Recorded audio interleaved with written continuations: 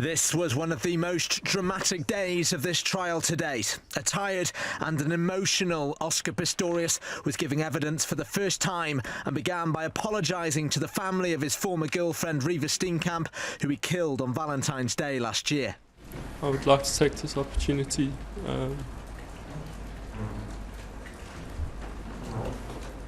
to apologise to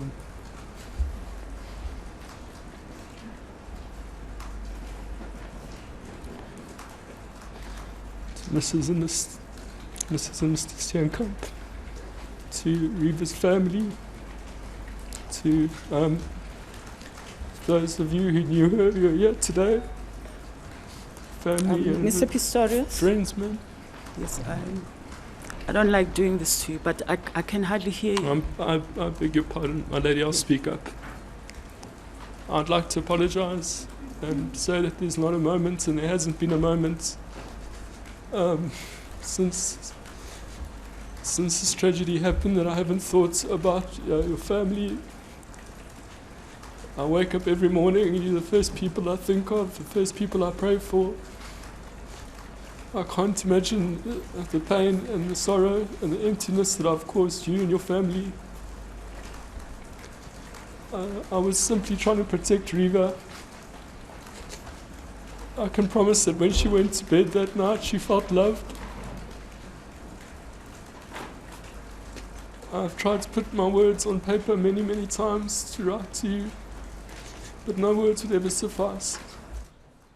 The Paralympian went on to say he has been taking antidepressants and struggles to sleep at night. I have terrible nightmares about things that happen at night, where I wake up and I can smell blood, and I wake up to being terrified. If I hear a noise, I wake up